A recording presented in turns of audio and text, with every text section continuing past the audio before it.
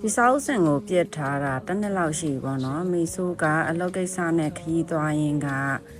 ဒီစာဖတ်ခံလေးကိုတစ်နှစ်လောက်ရှိပြီပြစ်ထားတာဒီထဲမှာကတခြားပြိဘောကတွေလည်းထားတာဆိုတော့စာအုပ်စင်ရလေးရှုပ်ရှက်ခံနေရပဲနောက်တော့စာအုပ်တွေကလည်းယူချင်သလိုတွေယူထားတော့စီစီမရှိဘူးပေါ့ကွယ်ဒီတော့ဒီနေ့ကတစ်နှစ်ကျော်ကြာပြစ်ထားတဲ့စာအုပ်စင်ကိုတသက်ရက်လေးဖြစ်အောင်ပြန်စီပါမယ်စာအုပ်စံကိုပြန်မစီခင်မှာတော့ကျမရဲ့ထုံးစံအတိုင်းချိန်ဆွဲတယ်ပေါ့ရှင်မနက်စာစားတယ်မနက်စာစားပြီးတော့ရှင်းမယ်ဆိုကမှ delivery ရောက်တယ်ဆိုတော့6လွာအောက်ထပ်ကိုဆင်းပြီးတော့ delivery လာဖို့တော့တွားယူရရှင်ကပီဘာရာအယုတ်ကလေးလက်ဆောင်ရတာပါကဲကပီဘာရာအယုတ်ကလေးကိုအသေးရလို့ရက်လိုက်အောင်မယ်ရှင်ကဲတကယ်ကိုစာအုပ်စံကိုစရှင်းပါတော့မယ်ကဲနောက်ဆုံးတော့ဒီကောင်နဲ့ပဲရှင်းပါတော့မယ်အစတော့လေကြက်မွေးနဲ့မလုပ်ပဲနဲ့ဖုံဆုပ်ဆက်နဲ့လုပ်သေးရဲ့ရှင်ဒါပေမဲ့အစင်မပြေတော့ဒီကြက်မွေးနဲ့ပဲပြန်တိုးတာပေါ့တကယ်စောက်တွေကိုအရင်ချပြီးမှဖုံခါရမှာကိုကလည်းကြောင်ပြီးတဲ့ခါကျတော့ဒီကြက်မွေးနဲ့ဖုံနဲ့အရင်ခါနေရတယ်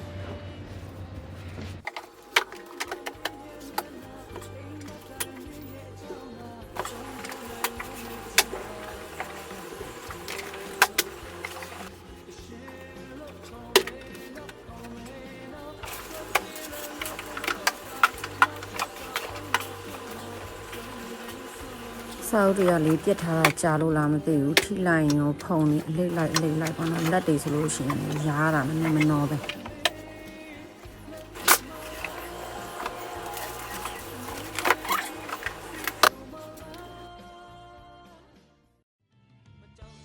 စာအုပ်တွေဆိုတာလေးဖုံနေ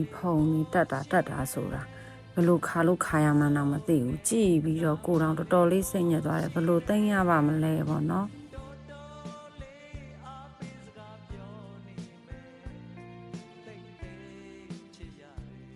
ဆောင်းမှာတက်နေတဲ့ဖုန်းတွေကိုကြည့်ပြီးတော့စိတ်ညစ်လို့လေ YouTube မှာတချင်းလာနားထောင်နေပါကွယ်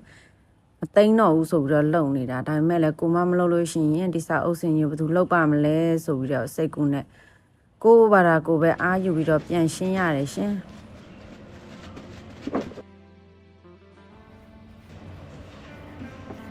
ဒီစာအုပ်စင်တွေကိုအကောင်လုံးဝတ်တစ်ရှူနဲ့တေချာလေးလိုက်တော့ဖုန်းလေးတွေတေချာဆန်သွားပြီဆိုမှစာအုပ်တွေကိုတည်တည်ချာလေးထုတ်ပြီးတော့တအုပ်ချင်းစီကိုပြန်စီတယ်တကယ်ဆိုလို့ရှိရင်သူက brush အသေးလေးသုံးရမှာသိလားဒီစာအုပ်တွေဖုံခါဖို့လေမေဆိုးကအိမ်မှာ brush ကလည်းအစင်သင့်မရှိတာနဲ့ဖုံကလည်းတအားတက်နေတာဆိုတော့ဒီ wet tissue ပဲသုံးတယ်ပေါ့နော် wet tissue ကကြာတော့လေစာအုပ်ကိုအဆိုဓာတ်ပြန်စေတယ်ပေါ့နော်တကယ်တခြားအသုံးပြုစရာရှင်းစရာပစ္စည်းကိရိယာရှိတယ်ဆိုလို့ရှိရင်တော့အခြားပစ္စည်းသုံးပေါ့နော်မေဆိုးကတော့ဒါဒီပကံစေးတဲ့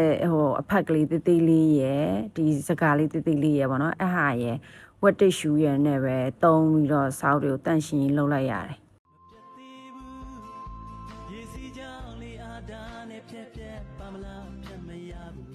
ဒီစာအုပ်စင်ကိုမေဆိုစရှင်းတာလေ17နာရီလောက်ပေါ့နော်17နာရီလောက်ကလေးကဒီစာအုပ်စင်ကိုစရှင်းတာဒီဆိုပြီးတဲ့အချိန်ကနေ့လေ3နာရီလောက်မှပြီးတာဘာလို့ဆိုတအုပ်ချင်းစီမှာဖုန်တွေကတအားတက်နေတဲ့ခါကျတော့ဒီခါတဲ့လို့ရတဲ့ဟာတသေးလေးရယ်ဝတ်တ िश ူလေးရယ်နဲ့တေချာတုပ်ပြီးရင်ခါကျတော့ကိုထားချင်တဲ့စာအုပ်ပုံစံအတိုင်းတေချာလေးစီပြီးတော့ပြန်သိမ်းဖြစ်တယ်စာအုပ်စုတဲ့သူတွေလေသူတို့ရဲ့စာအုပ်စနေဘလို့တန့်ရှင်းလောက်ကြလဲတော့မသိဘူးတော့နော်မိဆိုကတော့စုရတာကြိုက်တာအခုလိုတန့်ရှင်းလောက်ရတာကြတော့မကြိုက်ဘူးရှင်ပုံမှန်ဖုံခါတန့်ရှင်းလွန်တော့ဒီရဲ့အခုကလေတစ်နှစ်လောက်ပြစ်ထားတာလဲကြားပြီဆိုတော့စာအုပ်စင်ကလည်းရှုပ်ပွားနေတယ်မျိုးဆိုရှင်းလိုက်တာပေါ့နော်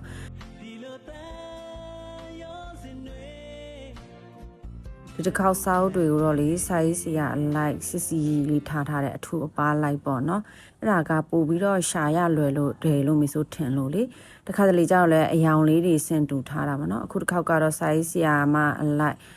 ကိုဖတ်ချင်တဲ့စာအုပ်တွေလိုက်ကိုတတိချာတကန်ချင်းစီမှာထားလိုက်တယ်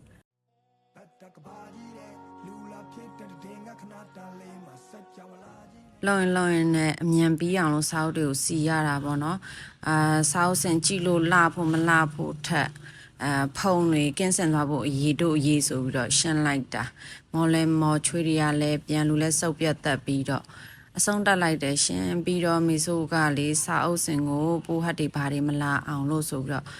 ပြုတ်လုံးနေလိုက်ထဲတယ်ရှင်ထဲရမထဲရတော့မသိဘူးကိုကတော့ထဲလိုက်တယ်ကြည့်လို့လာသွားပြီလို့မီဆိုထင်ပါတယ်ကဲဒါကတော့မီဆိုစာအုပ်စင်ရဲ့ final look လေးပါစောစောတုန်းကထက်အများကြီးတက်ရက်သွားတယ်လို့မီဆိုထင်ပါတယ်